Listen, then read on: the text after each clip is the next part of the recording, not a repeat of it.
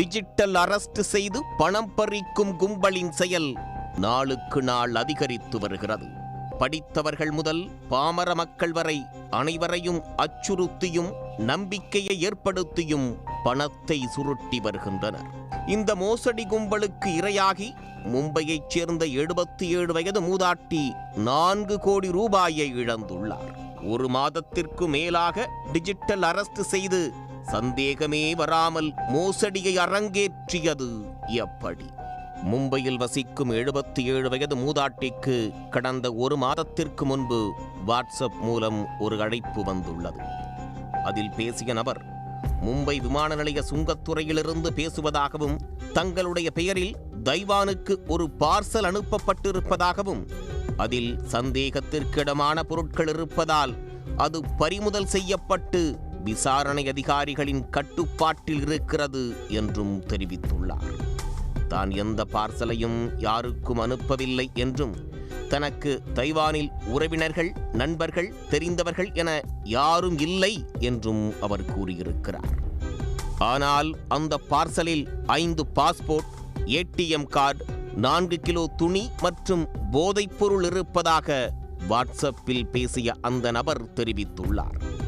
மேலும் மூதாட்டியின் ஆதார் கார்டை பயன்படுத்திதான் பார்சல் அனுப்பப்பட்டுள்ளது என்று தெரிவித்ததோடு தொடர்பாக மும்பை போலீசார் விசாரணை நடத்துவார்கள் என்று கூறி அந்த போன் காலை வேறு ஒருவருக்கு மாற்றியுள்ளார். அதில் பேசிய நபர் தன்னை மும்பை காவல்துறையின் உயர் அதிகாரி என்று கூறிக்கொண்டார். தங்களது ஆதார் கார்டு பண மோசடிக்கு பயன்படுத்தப்பட்டிருக்கிறது என்றும் அது குறித்து விசாரித்து வருவதாகவும் அவர் தெரிவித்து அச்சுறுத்தியுள்ளார். தனக்கும் அந்த பார்சலுக்கும் எந்த தொடர்பும் இல்லை என்று அந்த மூதாட்டி மீண்டும் திட்டவட்டமாக தெரிவித்துள்ளார். அப்போது மும்பை காவல்துறை அதிகாரி என பேசிய நபர் பதற்றப்பட வேண்டாம் என்றும் வேறு யாராவது தங்களுடைய ஆதார் கார்டை பயன்படுத்தி பார்சலை அனுப்பி இருக்கலாம் என்றும் இந்த பிரச்சனையிலிருந்து தங்களை காப்பாற்றுவதாக மூதாட்டிக்கு நம்பிக்கை அளித்துள்ளார். சற்று ஆசுவாசப்பட்ட மூதாட்டியிடம் ஸ்மார்ட் போனில் ஸ்கைப் இருக்கிறதா என்று கேட்டிருக்கிறார். இல்லை என அந்த மூதாட்டி கூற தாங்கள் சொல்வது போல் செய்து ஸ்கைப் ஆப்பை டவுன்லோடு செய்யும்படி கூறியிருக்கிறார். அந்த மூதாட்டியும் மர்ம நபர் சொன்னதைப் போலவே செய்து ஸ்கைப்பை டவுன்லோட் செய்துள்ளார். இனி அதிகாரிகள் ஸ்கைப் மூலமாக தொடர்பு கொள்வார்கள் என்றும் இந்த அழைப்பு தொடர்பாக யாரிடமும் கூறக்கூடாது என்றும் தெரிவித்துள்ளனர். அதன் பிறகு போலீஸ் சீருடையில் ஆனந்த் ராணா என்ற பெயரில் மூதாட்டியிடம் ஒருவர் ஸ்கைப்பில் பேசியிருக்கிறார். மூதாட்டியின் வங்கிக் கணக்கு பரிவர்த்தனை விவரங்களை அவர் கேட்டறிந்தார். பின்னர் ஜார்ஜ் என்ற பெயரில் மற்றொரு காவல்துறை அதிகாரி பேசியுள்ளார். அவரைத் தொடர்ந்து ரிசர்வ் பேங்க் நிதித்துறை அதிகாரி என்ற பெயரில் ஒருவர் பேசியுள்ளார். தொடர்ந்து மூதாட்டிக்கு மும்பை போலீஸ் சார்பாக நோட்டீஸ் ஒன்றையும் அனுப்பி வைப்பது போல் போலி நோட்டீஸ் ஒன்றையும் அனுப்பி வைத்துள்ளனர். மேலும் விசாரணைக்கு வசதியாக தங்களது வங்கிக் கணக்கில் இருக்கும் பணத்தை தாங்கள் கூறும் வங்கிக் கணக்கிற்கு அனுப்பி வைக்குமாறும் தங்கள் மீது எந்தவித தவறும் இல்லாத பட்சத்தில் பணத்தை திரும்ப அனுப்பிவிடுவதாகவும் நம்பிக்கை அளித்துள்ளனர். மூதாட்டியின் தனிப்பட்ட வங்கிக் கணக்கில் நெட் பேங்கிங் வசதி இல்லை என தெரிகிறது. இதனால் வங்கிக்கு நேரடியாக சென்று தாங்கள் கூறும் வங்கிக் கணக்கிற்கு பணத்தை மாற்றுமாறும், வங்கியில் கேட்டால் நிலம் வாங்குவதற்காக பணத்தை மாற்றுவதாக கூறுங்கள் என்றும் தெரிவித்துள்ளனர்.